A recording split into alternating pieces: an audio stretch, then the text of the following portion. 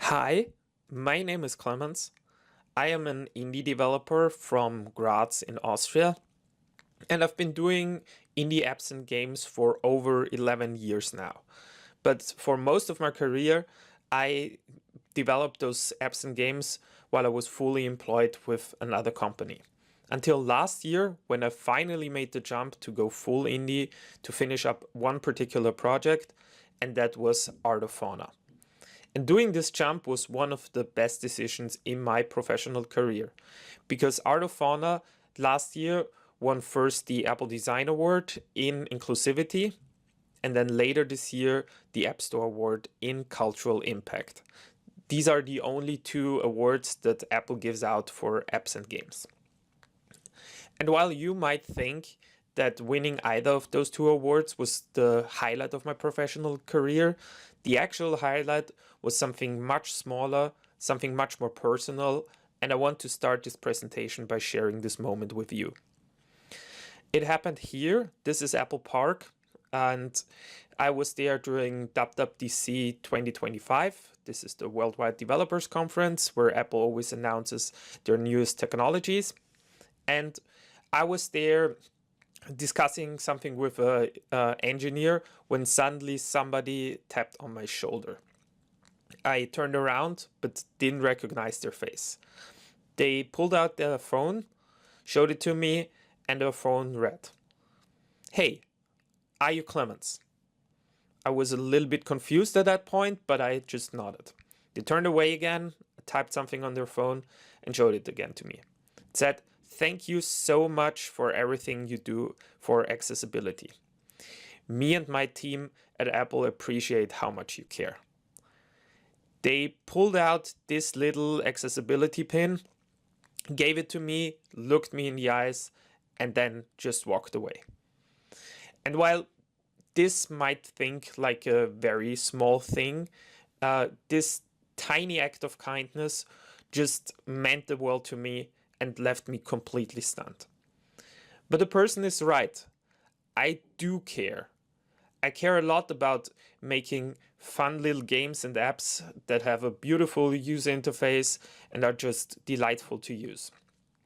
But I also care about adding stupid little things to my apps. Like here is Pocket Shelf that has a little card at the beginning when you finish the tutorial, and you can draw whatever you want on that card. Has absolutely no functional meaning, but it's just fun. And I care about my users, all of my users, no matter which assistive technology they are using. So I wanted to take this presentation to talk about caring and how it elevated Art of Fauna to the success that it has become. If you have never heard about Art of Fauna, let me give you a little bit of an introduction. Art of Fauna is a cozy puzzle game available for iPhone and iPad, and the core principle is very, very easy. You have a beautiful image, and it's split into pieces, and you have to put it back together. So basically, like a jigsaw puzzle game. And when you finished each puzzle, then you get a little information about the animal. On the back card is longer text about it, and you can read through that before you go to the next puzzle. Puzzles in Art of Fauna start out very, very easy.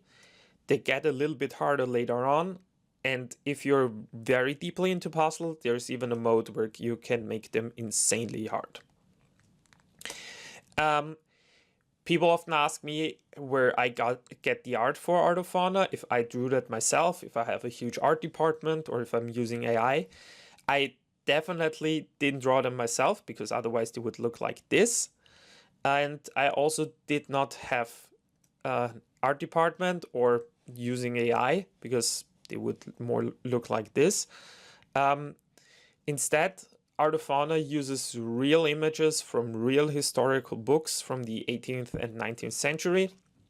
Those books were made for scientific studies back then, but since the people are long gone, these books are now available for free to use. And the company or the organization that makes them available free online is the Biodiversity Heritage Library. They work together with libraries and with other organizations and scan in those books and just make them available online. And because I got those books for free, I decided to give back a portion of every purchase to support wildlife conservation. And over the last year, I donated over 10,000 euros to 4 different organizations, and 2 of those let me know what they did with the money. So one of them bought land in the Austrian Alps and put 1,250 square meters of forest under protection, which is actually very close to a piece of land where I used to grow up, which was pretty amazing for me. And another organization used the money to buy a bigger corridor in Costa Rica in the rainforest. If you do the maths, then Art of Fauna contributed to 3,500 square meters of rainforest saved. And this is not CO2 offsetting or some other bullshit. This is some real incredible work from incredible people. And that is Art of Fauna in a gist. But if you know me and if you know what this conference is about, then you know one essential piece is missing, and this is accessibility. I care a lot about accessibility for years now, and I care so much that Apple, during Global Accessibility Awareness Day, did an interview about me last year to talk about how I design my apps and games. And this interview starts with the sentence that if I have a new idea, and I have a lot of ideas, I always first check if the thing is fun, if it's memorable, if it's something I enjoy playing or using. And then I also check if I can make it accessible. And only if I can answer both of those questions with yes, then I will continue with the project. And I often can answer the fun part with yes, but the accessibility part is not always possible to answer with yes. And if that is the case, I will just scrap the idea. And this is basically what happened with Art of Fauna in the beginning. So this is basically what the first prototype of Art of Fauna looked like. It's just a puzzle that is split into little stripes, so into single pieces. And this was already quite fun to use. I really enjoyed playing this little game, but I really couldn't see of how I can make this accessible, especially to people who are low vision or blind. So at this point, I completely put Art of Fauna to hold until I could realize or find out a solution to my problem. And the solution came to me at an unexpected point. I was wandering around the nature park, and then I saw an image like this. And maybe you have seen a sign like this before. This gives you a little description about an animal paired with an image of the animal that you can see in a nature park or in a nature reserve. And seeing this little sign really made click in my head and gave me the solution for my accessibility problem. And the solution was actually already hidden on this screen. It's underneath that little button on the top right. Because if you click that, the puzzle will turn from an image puzzle to a text-based puzzle, which has the huge benefit that somebody who is blind can use a screen reader to let them read out all the different parts of the text and therefore play the game on the text side. So the fundamental gameplay changed from a cozy image puzzler to something that now has an educational spin and is more accessible. And that made it more appealing to all kinds of users. But accessibility runs much deeper in Art of Fauna. The first screen that you're ever going to see in Art of Fauna is an accessibility settings screen. And while this is quite common in video games nowadays. It's absolutely no thing in app development, which is why I'm always highlighting this. And having a screen like this on the very beginning, many of you might know that, but I will still explain it. Having a screen like this at the beginning is very important for multiple kind of things. So first of all, it shows the player that you care about accessibility and that you really care about all kinds of players. But also it makes the onboarding or the tutorial more accessible, which is especially important for games. And it makes accessibility features more discoverable to users who might not even need them. And one particular thing that always surprises a lot of players of Art of Fauna are the phobia settings. And they are quite common in video games. We have settings to tone down spiders in games for quite a while, but Art of Fauna gets a step further and lets you disable all kinds of animals like spiders, snakes, reptiles, insects, and so on. And all of the puzzles that show those images are automatically skipped. And when you click on one of them, then you get a content warning before it's shown to you. And this is especially important for a game like Art of Fauna because, like I said before, the illustrations are from real scientific books, so they are very accurate, and that can be a problem for many players. And having these accessibility settings there made them visible to many players who might have never looked for those settings in the settings, and led to many amazing reviews like this one, where a user says that it's a very relaxing game, they enjoyed it a lot, but then they explicitly highlight that they are thankful for allowing them to block certain animals like spiders and insects.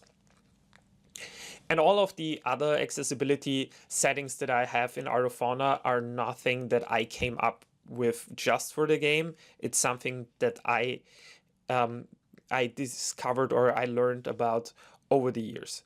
So for example, the different fonts that I have in there, I already had them in letter rooms, and the scientific baseline of if dyslexic fonts are very usable for or are actually effective for users is somewhat discussable, but over the years I discovered that many users actually enjoyed using the Open Dyslexic font, so I always throw that into my apps and games. But also the high contrast mode that I have in Art of Fauna was first introduced in the Ancient Board Game collection, which is a collection of ancient board games that I released a couple of years ago and has beautiful artwork, but people over the years reached out to me that it might be much more accessible to them if I allow them to change the color scheme. So both in Art of Fauna and in the Ancient Board Game collection, you can exchange every single color in the game to something that works better for you. And like I said before, the phobia settings were directly inspired by other games like Grounded, which has a setting to make spiders appear less scary. And to sum everything up here in this first section, I just want to highlight that you should never underestimate the power of accessibility. You all might be aware of that, but it's big news to my friends in the app developer community, because accessibility is not only making an app or a game better for a small portion of the game of the players, it makes it really better for everybody. And I think both the phobia settings, but also giving Art of Fauna this educational spin, very good highlights this fact. I'm now turning to something completely else, which is ratings and reviews. And I showed you a good review earlier, and Art of Fauna has a bunch of reviews on the App Store. It now has over 17,000 reviews and stands at 4.9 out of 5 stars, which for an indie game, especially a smaller indie game, is quite a good number. So many of my indie friends ask me how I can maintain such a good score on the App Store. And the answer to this is has multiple layers. So first of all, in games on iOS, you can show a dialogue after a certain point to ask the user for a review. And I do this at a very good point in Art of Fauna. It happens after you have finished one of the first more difficult puzzles, where you feel very good about yourself, and you're very likely to give a high rating to Art of Fauna. But then I also try to reply to support emails quickly and with care. And that is especially important if a user or a player is very angry about you. If you show them that they are talking to a real human, if you show them that there's someone who cares about the problem and wants to solve the problem, it can incredibly de-escalate a very critical situation and turn a very angry user to one of your most nicest users that you can have. And then I make support easy and pleasant to the user wherever I can. And so, for example, what that means for Art of Fauna is that there are situations where people can get stuck in puzzles and they want to reset the puzzles. So in the save data screen, I immediately show them a little contact field where they can contact me if they run into one of those issues and vent about their issue and let me know where they get stuck so that I also can learn about it. But also Art of Fauna has a lot of app icons for all of the different animals that people might enjoy. And if one of their app icons is not included there, they can directly reach out to me through the app icon gallery, send me a little email, and I get that email and try to resolve their issue as quickly as possible. And when I reply to the users, then I always throw in a little PS statement in there where I say, if you like Art of Fauna, it would be awesome if you can leave a review on the App Store. And then I also explain to them that that helps a lot with getting noticed by other people. Because good reviews on the App Store increase your search rankings and therefore helps the apps and games to be easier discoverable. And when I throw in a PS statement like that, people are very likely to give me a very high score because they just had a very good support situation with me, so a very good support flow with me, and therefore are happy and highly likely to give me a good review. And so last week I wrote one of those emails to a customer and they immediately replied with, I submitted my review, 5 stars of course, as soon as I received your email. But this was all about getting more ratings on the App Store. What about maintaining a high review score? And the key fact for this is to honestly reply to App Store reviews. So on the App Store, you can, as a developer, reply to every single review. And I get a lot of these reviews, which is quite common for mobile games, that people complain about the game is not free, that only 10% are available, and then you have to unlock the rest of the game with an in-app purchase.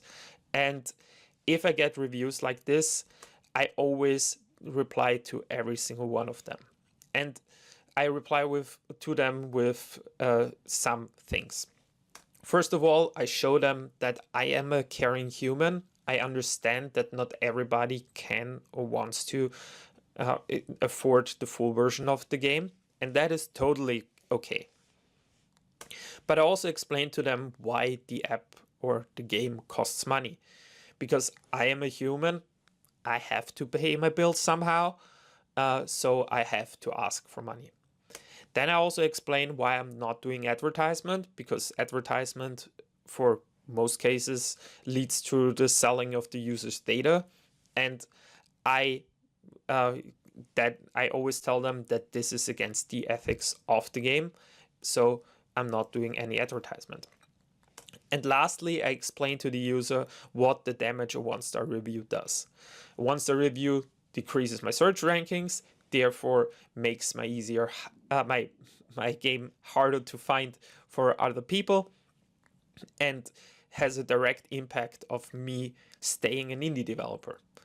And when I reply with all of those things to people, 50% of my ratings, of my 1-star ratings, are either deleted or turned into 5-star ratings. So it has a huge impact if you do it like this. To sum this all up, if you're dealing with support, be honest and be human. So I am an indie developer, as I said before, and I'm using this as an advantage wherever I can. So for example, on my paywall, when you have to unlock the full version of the game, I show my face to the world and show them that by purchasing the game, they support an indie developer. And people are much more likely to give money to a small indie developer and support a small indie developer than a huge corporation. And showing my face to them helps a lot with that. But as an indie developer, I can care about things that I really care about. So for example, I made a reading tracker app earlier last year called Pocket Shelf, and we could really embrace all of the features that we wanted to do for Pocket Shelf because we had no shareholders or no management team to answer to. So we threw ourselves on Apple's foundation models, which are the local AI models, and the liquid glass design. And in the end, it even helped us because Apple chose to feature us during the launch of iOS 26 as Great Apps updated for iOS 26. But I also can care about events that I care about. Like I always do updates for Global Accessibility Awareness Day and for Earth Day because I really care about those two events and I want to spread the word about them.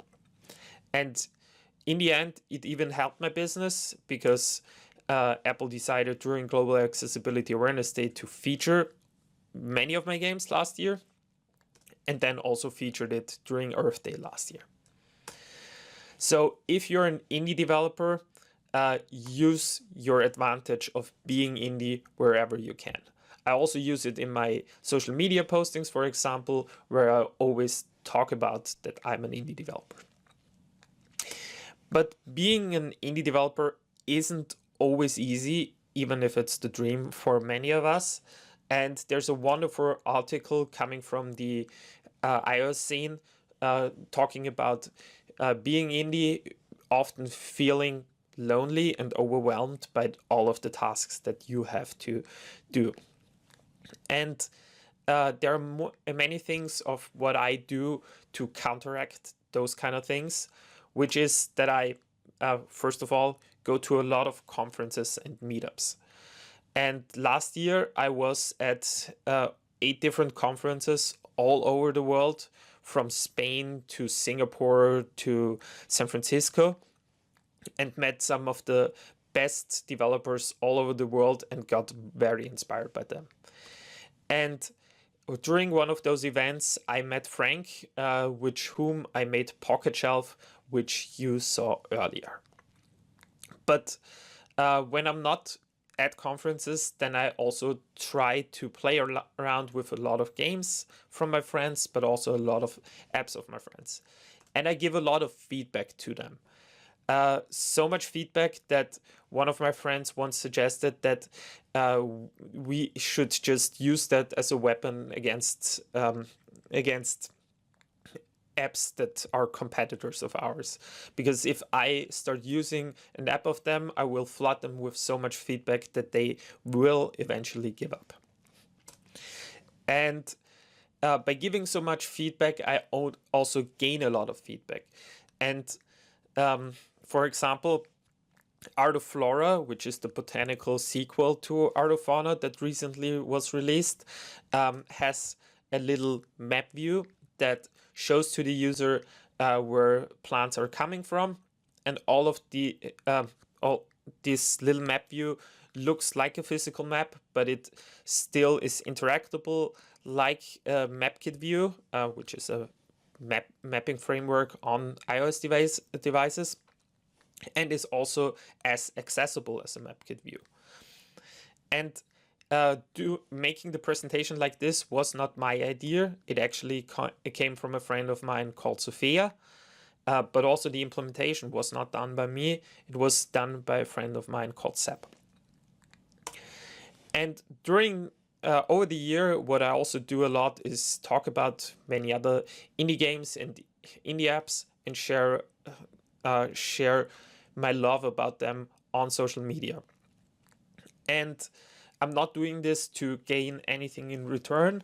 I'm doing this because I want to support other developers, and I am genuinely excited about their products.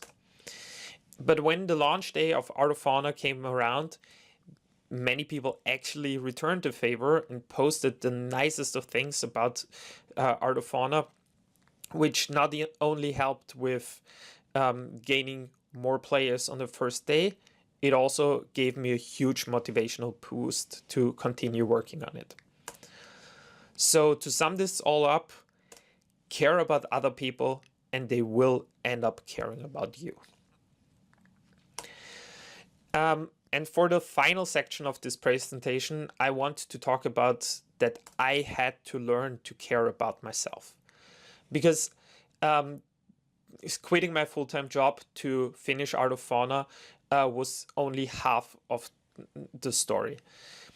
As I said before, I worked on my indie games at nights because I was full-time employed. I had to work at nights, I had to work on weekends, and that led to me neglecting my friends, neglecting my health. I had some health issues through that and just was super stressed. So quitting my full-day job was a way of learning to care about myself. And I discovered that I actually get the best ideas when I'm taking breaks. So I now play a lot of video games again. Every time I'm around the world at a conference, like I'm right now in Tokyo after the TriSwift conference here in Tokyo, I spend some time around the conference to explore the city and get inspired by the city. And then I drink a lot of coffee at those places, as my friends can attest. And some examples of what helped me, what breaks meant for Art of Fauna is, first of all of the sound design of Art of Fauna is directly inspired by The Return of Obra Dinn, which has absolutely nothing to do with Art of Fauna, but hearing those wonderful sounds when you solved 3 murders really inspired me of the sound design for Art of Fauna. And the artist gallery that you can see in Art of Flora was directly inspired from a museum visit of mine. So I talked a lot about caring today, and I want to end this presentation with one final thing. That is, if you care a bit more, you might not only find success, but also happiness. And with that, I say thank you so much for listening. I usually give this presentation in conferences where I'm there in physical form. So here, this little statement about get yourself a pin or a sticker comes from this time. But if you're interested in a pin or a sticker, send me a message and I will deliver something to you. Thank you very much.